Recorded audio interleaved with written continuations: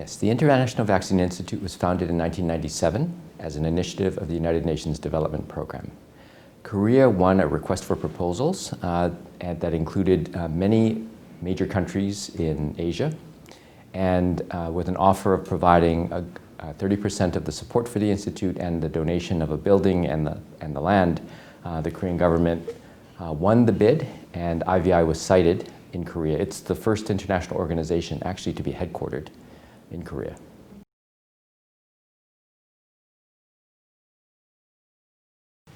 So I think viruses have a very interesting relationship with humans. And we've had a number of viruses jump from animals to humans. We call those zoonotic diseases. We talk about the Black Death, the bubonic plague. That actually, that's a transmission from a flea from a rat to humans.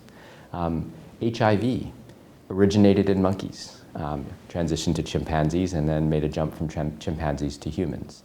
MERS, from bats to camels to humans. So viruses have a way of jumping from one species to another, and this most recent COVID-19 outbreak was another one of those viruses that makes its way from animals to humans. So I think these events occur all the time. The greater the interaction between humans and animals, either as domestic livestock or in the wild or as food, the more likely these occurrences of transmission will be.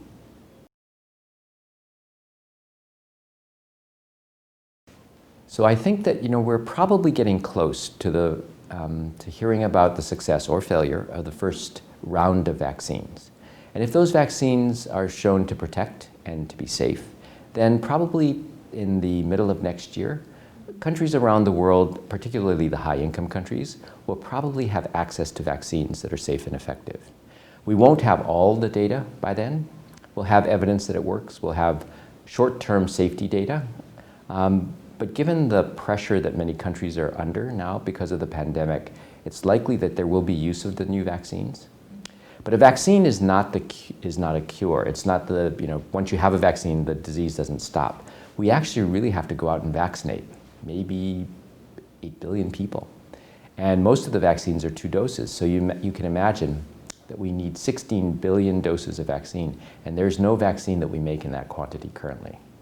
So we would not only have to make it, then we'd have to distribute it around the world. And it's not as easy as putting something in a Federal Express box and just going to a post office and dropping it off. I mean, these are vaccines that have to be kept at a certain temperature. And that temperature has to be maintained all the way to the point of delivery. Otherwise, the vaccine loses its potency. It may not protect as it's supposed to.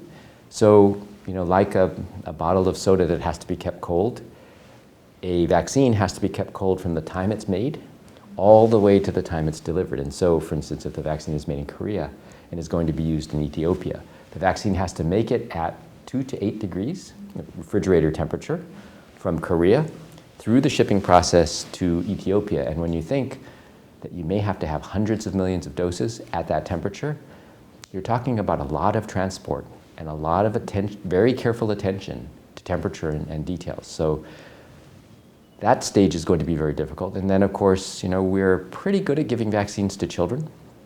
We're less good at giving them to teenagers, and we're not really good at giving them to adults. And in the case of COVID-19, we have to vaccinate everybody. So that includes the elderly, working adults, teenagers, and children.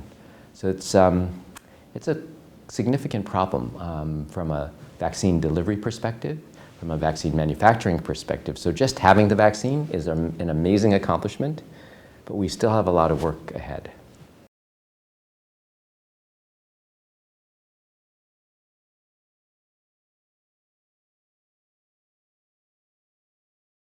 So IVI does a lot of things. We have a laboratory where we can actually make where we discover vaccines. We have another laboratory that gets the vaccines to the point where vaccine manufacturers can make it, and then we transfer the vaccines over to those manufacturers. We have another laboratory that supports manufacturers. So when the manufacturer says, okay, we have a lot of the vaccine, we need to test it in humans, the Ministry of Food and Drug Safety in Korea or the FDA in the United States have very, very strict requirements about the way we do those lab tests, because these are information that are going to be used to make judgments about whether the vaccine is safe or is working in humans. So we have to follow this very strict procedure. And so our laboratory at IVI can do that. So we can help smaller companies that don't necessarily have big laboratories available to them.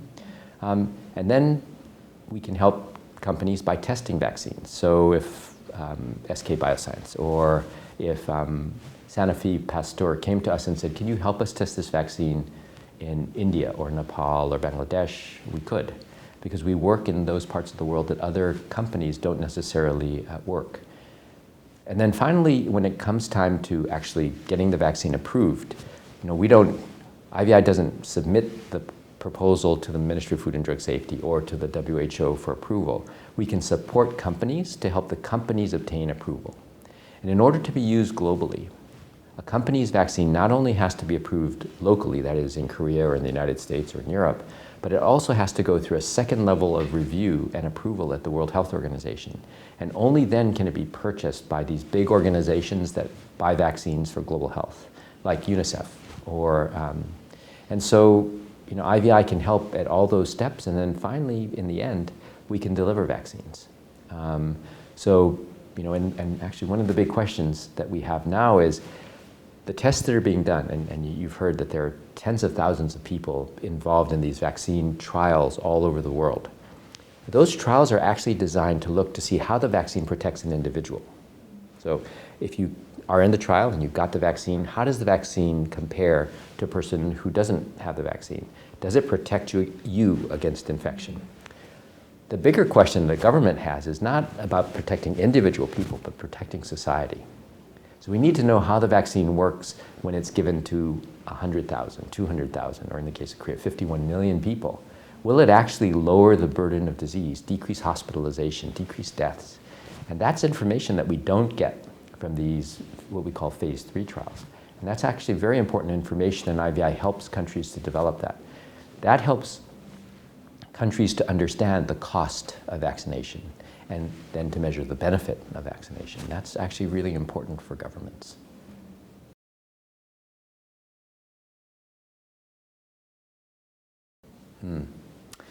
So, we're an international organization, and we really believe in a multilateral approach.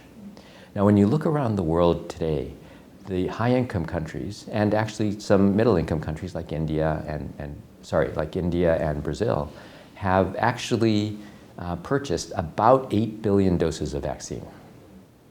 The low and middle-income countries haven't made much in the way of pre-approved purchases or pre-orders. So the big concern is, well, how is this vaccine going to get to the billions of people around the world who need it, but whose countries can't afford it?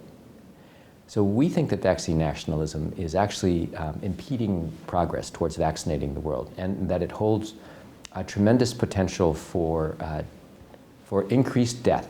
So there's been a study funded by the Gates Foundation that says if the high-income countries take the first 2 billion doses without there being any equity in distribution, that we could double the number of COVID-19 deaths worldwide, which would really be a disaster.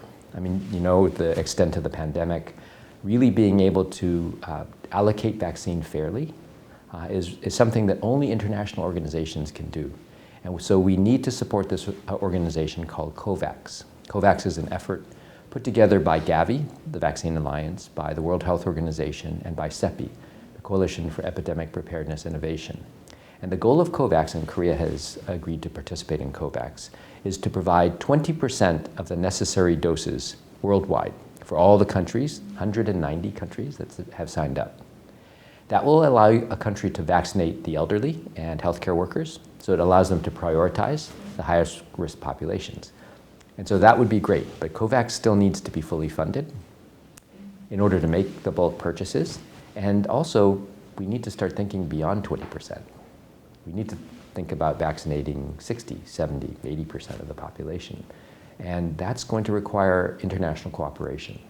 And it is completely opposed to vaccine nationalism, where the needs of the country come first.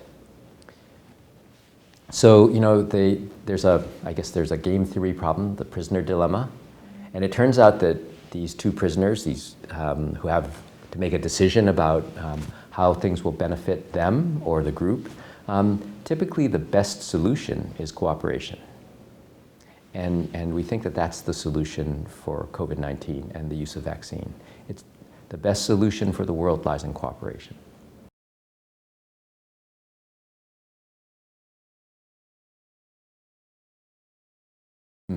Yes, so it always comes down to individuals. And I think that, the most important things are going to be, even after we have a vaccine, is going to be a comprehensive approach to prevention.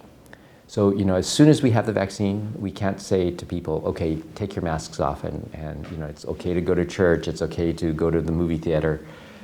We'll have a vaccine, and that will be important.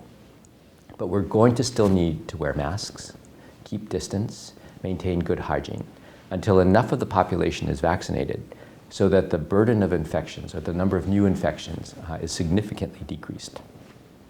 When will we know when that is? So we'll have to look at the information, because again, the information that we're collecting from these phase 3 trials doesn't necessarily tell us how much a society needs to vaccinate in order to protect itself, to be protected against COVID-19.